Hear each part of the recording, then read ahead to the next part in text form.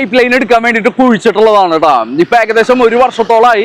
ഇപ്പൊ ഇവിടെ വലിയൊരു ഗട്ടറാണ്. അതായത് ഈ ഗട്ടർ എന്ന് പറയുന്നത് ഇവിടെ 5 പ്രാവശ്യത്തെ കാര്യങ്ങളിലൊക്കെ അപകടങ്ങൾ ഉണ്ടായിട്ടുണ്ട്. നമ്മുടെ സെൻട്രൽ ബാറിനും അതേപോലെ തന്നെ KSFE-യുടെയും ടൗൺ ഹാളിന്റെയും ഒക്കെ ആ ജംഗ്ഷന്റെ അവിടെയാണ് ഈ പ്രശ്നമുള്ളത്. ഈ കുഴി ഇത്രയും വലുതാണ് കേട്ടോ. അതേപോലെ നോക്കുകയാണെന്നുണ്ടെങ്കിൽ അങ്ങോട്ട് നോക്കുകയാണെങ്കിൽ ഓക്കെ, ഞാൻ അവിടെ പോയിട്ട് കാണിച്ചു തരാം. പോകുന്ന കുഴിയാണ്, അതായത് വലിയ കുഴിയാണ് ഇനി ഇവിടെ വരാൻ പോകുന്നത്. അത്രയും വലിയ കുഴിയാണ്. അപ്പൊ ഈ പൈപ്പ് ലൈൻ തന്നെ 1 വർഷത്തോളം കഴിഞ്ഞിട്ടും അതിന്റെ റോഡ് മെയിൻ്റെനൻസ് പ്രോപ്പർ ആയിട്ട് വഹിച്ചിട്ടില്ല. അപ്പൊ ഇനി നോക്കൂ, ഇത്രയും വലിയ പൈപ്പ് കുഴിച്ചിടാനായിട്ട് വലിയൊരു കുഴി എടുക്കുന്നുണ്ട്. പണി എന്ന് പറഞ്ഞിട്ടുണ്ടെങ്കിൽ കുഴി കുഴിച്ചു കഴിഞ്ഞതിന് ശേഷം പിന്നീട് ഇവിടെ വർക്കേഴ്സോ കാര്യങ്ങളോ വന്നിട്ടില്ല, പണി മുടങ്ങിക്കെടുക്കുകയാണ്.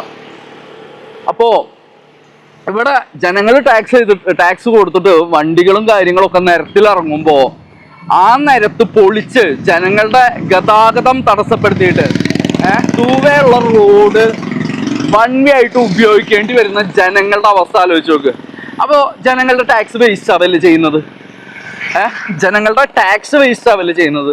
വണ്ടിക്കും റോഡിനും ഒക്കെ ടാക്സ് കൊടുത്തിട്ട് നിരത്തിലിറങ്ങുന്ന ജനങ്ങളെ ചൂഷണം ചെയ്യുന്നതിന് തുല്യല്ലേ? കാരണം എന്ന് പറഞ്ഞിട്ടുണ്ടെങ്കിൽ ഈ ടാക്സ് കൊണ്ടാണ് ഇവിടെ റോഡുകൾ നിർമ്മിക്കുന്നത്. ഈ ടാക്സ് കൊണ്ടാണ് ഇവിടെ റോഡുകൾ തന്നെ പൊളിച്ച് മറ്റു വികസന പ്രവർത്തനങ്ങൾ കാണിക്കുന്നത്.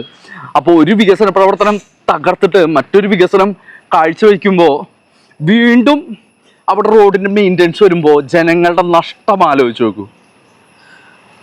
അപ്പോൾ നമ്മളുടെ ഗവൺമെന്റ് എത്രത്തോളം ഉത്തരവാദിത്വത്തോടു കൂടിയാണോ, ജനങ്ങളോട് എത്രത്തോളം പ്രതിബദ്ധതയോട് കൂടിയിട്ടാണോ ഇവിടെ പണിയെടുക്കുന്നതെന്ന് ഒന്ന് ചിന്തിച്ചു നോക്കൂ. അപ്പോൾ ഓക്കെ, ബൈ.